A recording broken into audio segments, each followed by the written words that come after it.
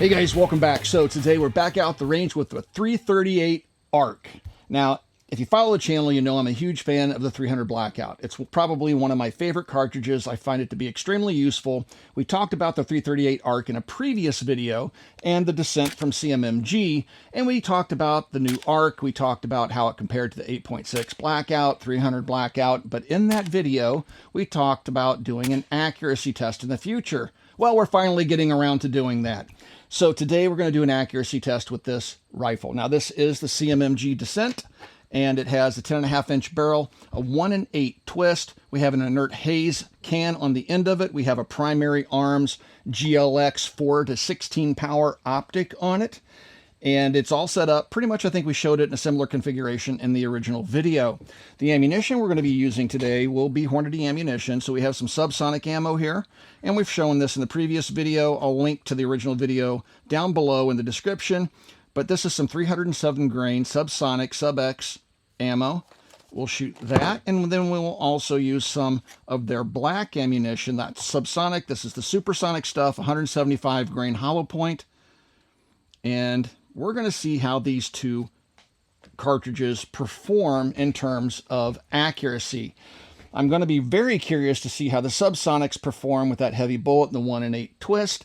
And I've read some stuff on the internet about that, and we'll see if we can confirm or deny the stuff I've read after we do our testing today.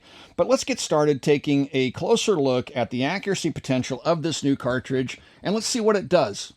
A lot of folks ask me, how can I get involved in the firearms business in that particular community? And one of the best ways to do that is to become a gunsmith. Every gunsmith I know is just overbooked with work. It's a very good living.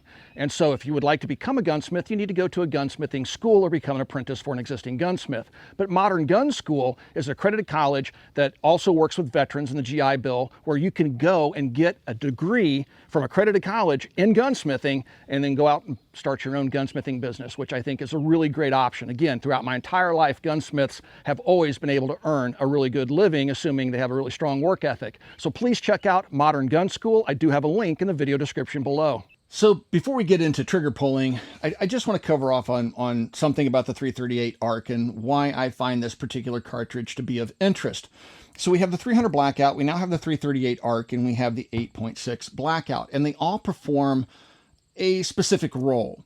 Now, especially when you're talking about subsonics, you're limited in your power in terms of velocity, right? The only thing you can do to increase the energy downrange is to increase the bullet weight. Because if you go over, let's say, 1,000 feet per second, then you get the sonic boom. It ceases to be subsonic, and you lose that advantage of it being super quiet with a suppressor on the firearm. So that's where the 338 ARC comes in, and of course the 8.6 Blackout. You're shooting a heavier bullet than you would out of a 300 Blackout in the subsonic range. So let's take 300 Blackout. The most common bullet weight for subsonics and 300 Blackout would be a 220 grain projectile.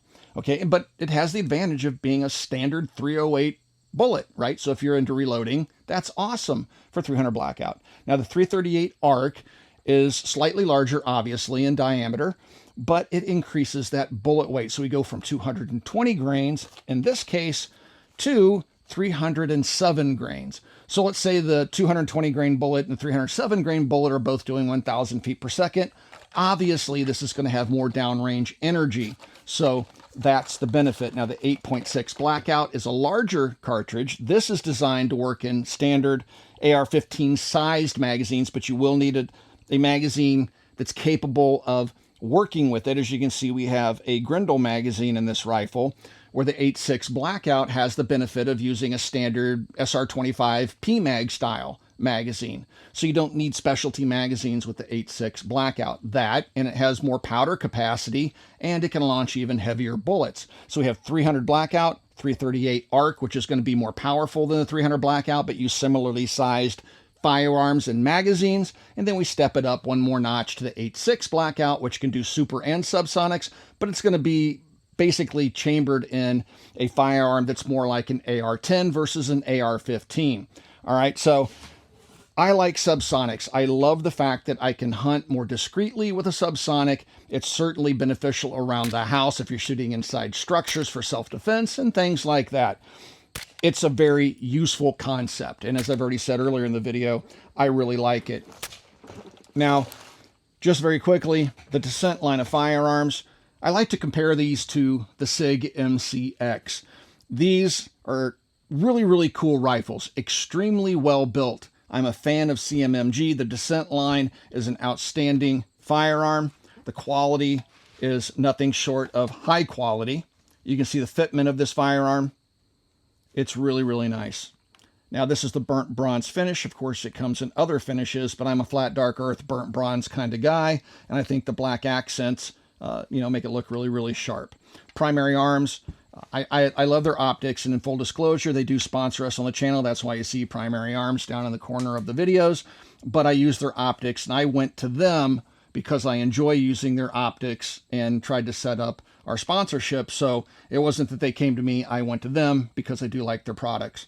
And so that's what we have on here. And these are outstanding optics, and they have a great price range that should fit just about anybody's budget. Now, the CMMG stuff, it's going to be a little pricey, but I think most of us, or most of you, would agree that the cost is worth it because, again, the quality is there. Now, I'm not going to go into great detail breaking the gun down. We've done videos on the Descent in the past. If you want to learn more about that, go through our library and you can get more detailed information on that.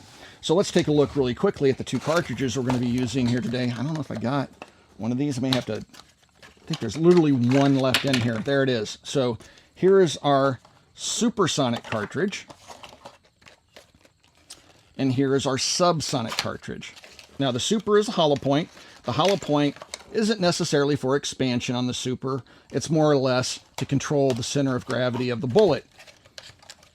And then on the subsonic, you'll see a blunt nose and a polymer tip.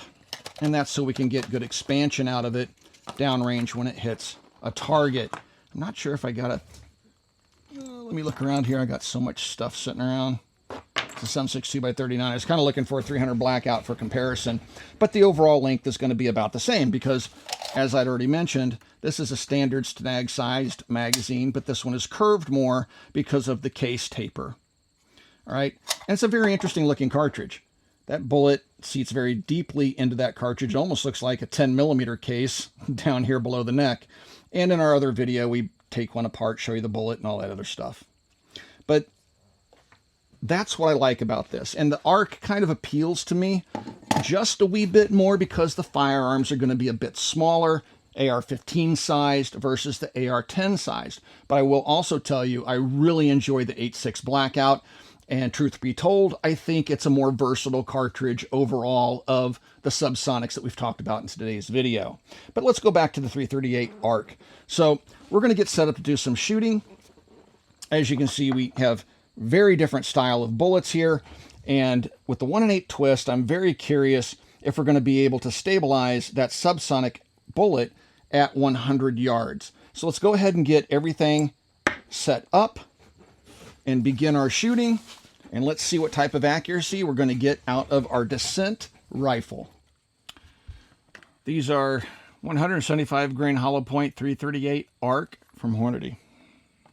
100 yards, 5-shot group.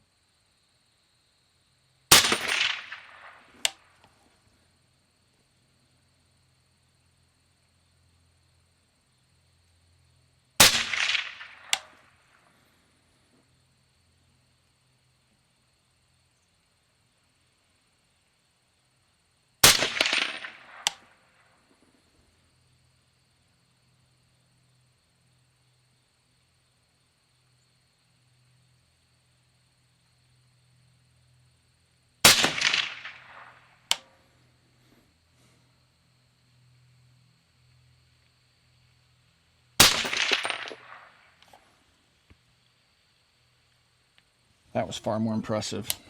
I did things differently this time. The first group, I kind of bared down on the rifle. The second group, I just kind of let it laid there. We've learned over the years that different guns, especially gas guns, respond differently to how you hold them. If you tightly shoulder them, pull them tight into your shoulder, sometimes they shoot better, sometimes they shoot worse. So the first group, tight into the shoulder. Second group, barely touching the gun, just touching the trigger for the most part. And that seems to have tightened that second 5-shot group up. All right, so we have, what are these, 307 grain subsonic 338 ARC, 100 yards.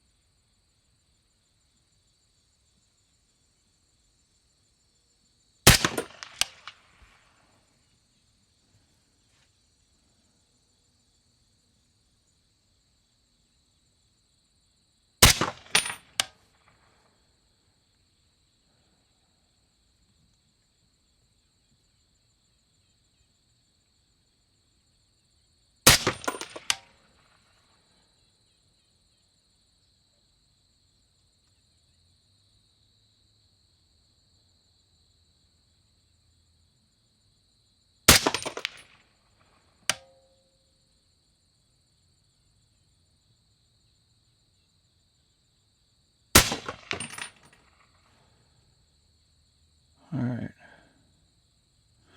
That was with a light hold and not impressive. I don't know if those bullets are stabilizing or not. So we tried the light hold. Now we will try the heavier hold. See if that makes a difference with the subs.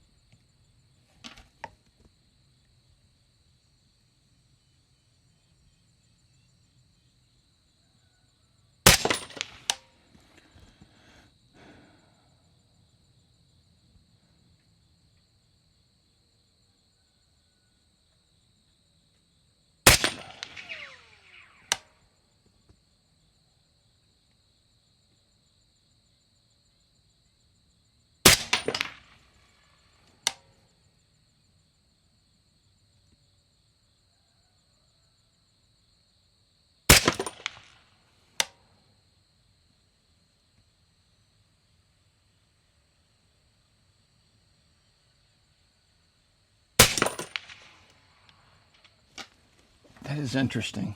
That last round dropped down, but the heavy hold on the subsonics tightened the group up. So we have seen the exact inverse with the supers. All right, guys, so this is really interesting. We learned a couple of things about the supers and the subs in 338 ARC, at least out of the descent with this 10.5-inch barrel. Now, one of the things, well, you know what? Let's talk about that when we get to the subsonic groups. First, we fired our supersonic groups. Oh, and I also should mention, you guys, when I whip out my favorite pointer, this is a Dark Sword Armory dagger. You guys always ask me in the comments who makes the dagger. Again, Dark Sword Armory. I have swords, I have daggers from them. These are some really, really nice combat-ready, weapons. These are not ornaments. These are functional weapons. All right, so with all that being said, the 175 grain, all these were fired at 100 yards. 175 grain, and the HH stands for heavy hold, meaning I'm holding the rifle heavy into the shoulder. I'm applying more pressure. I'm pulling it tightly into my shoulder. I'm muscling the gun, trying to hold it stable. Okay. 1.7-inch group, 5-shot group. The first shot landed right here in the red. I'm like, oh yeah. And then my other 4 landed down here, but 1.7 inches isn't horrible. All right. So there's our first 5-shot group. Now I want you to take note of the bullet holes. Look how clean and round each of these bullet holes are. All right? Now, guns like different types of holds, especially gas guns in our experience. So some guns like a heavy hold where you're bearing down on the firearm. Other guns like a very light hold. Just lay it on the bag, touch it very minimally, and pull the trigger straight back. So they don't like a whole lot of input. And when you do that, they shoot better. So heavy hold, 1.7 inches. I tried the light hold, LH, here, and our group size shrunk significantly. So again, 175 grain super, 1.1 inches, right at 1 MOA. So that's really good. I like that. That is a very usable group size out of this little SBR. I would feel comfortable hunting with that. Then we switched over to the subsonics, and these are the these 307 grain projectiles. And this is where things get interesting. The group sizes clearly opened up. 5-shot group, 2.5 inches. Now, I've taken some pictures that'll better illustrate this, and I'll try to point out what I'm talking about here. But if you look at the bullet holes in the paper, they're a bit elongated. They're not perfectly round. You can see where the bullet is kind of coming in at an angle. And this is what I'm assuming is happening. The bullet is footballing. It's doing this in flight. It is not properly stabilized. So I don't know if it's the barrel length or the twist or a combination of both, but the bullet is coming in sometimes hitting like this, which is leaving that sideways skid mark, which we can clearly see here. We can clearly see here. That bullet is coming in and just kind of hitting sideways, which is opening up the group. If that bullet does not stay perfectly stable in flight and it starts that yawing in flight, you're naturally going to see that group open up. It's also going to shave off velocity, and the bullet's going to drop faster at range. Our second group, so this was a light hold. This is me holding the weapon very lightly. So we see the inverse now, maybe. The group sizes turned out to be about the same with one shot dropped. So we move over to our second group, 2.4 inches, all right, roughly the same size. The first 4 landed right here with a light hold, and I was really excited. Then my 5th round landed right here. Once again, you're going to see these skid marks where the bullet is not hitting the paper straight on, as we saw above with the supersonics. And this is what I read on the internet. Some folks were saying that the subsonics in 338 ARC weren't properly stabilizing. I read keyholing, but I would not classify this as keyholing. Typically, when you see a keyhole, that means the bullet literally hits the paper sideways, and you get a perfect imprint of a bullet hitting the paper sideways. And so what I'm seeing here is an improperly stabilized bullet from the subsonics, at least out of this particular firearm. But again, I've read elsewhere that other folks were experiencing the same thing. So maybe something needs to be done with the twist rate. Now, keep in mind the 8.6 Blackout is running a 1 in 3 twist rate. So that means the bullet will make a complete revolution every 3 inches. Okay, this is a 1 in 8. The bullet's making a complete revolution every 8 inches. Now the barrel is 10 inches, 10.5 inches in length, so it is completing a full revolution in the barrel before it leaves, so in theory it should be stabilized. But clearly something is slightly amiss with the subsonics. And so perhaps a faster twist rate, if they bump that to 1 in 5, we might see improved performance with the subsonics, but maybe then we lose some accuracy with the supersonics. I don't know. I'm not an engineer. I'm not a trigger designer. I'm a trigger puller. All I can tell you is what I see is the end result. So I look forward to reading your comments down below as to what you might think is causing this. But what I will say with the supers, the 338 ARC is performing admirably, even out of a short SBR. What do I think of the 338 ARC overall? I really hope they can get the subsonic issue sorted out, because I'm not the only one that has experienced this. And if they can do that, I think that this cartridge has promise. Now, why has it dropped off in the discussion in social media? You know, when it first launched, you saw quite a few people talking about it, but it kind of petered out. When 300 Blackout came out, there was a lot of talk about it, and the major complaints then was lack of ammunition, the cost of ammunition, and lack of firearms that chambered it. Fast forward a number of years, and we have affordable guns widely available. Ammunition costs have come way down, and it's everywhere, and people seem to really enjoy it, those that understand its purpose. And I was hoping the same thing would happen with the 338 ARC, but it seems like the chatter has petered out just a wee bit.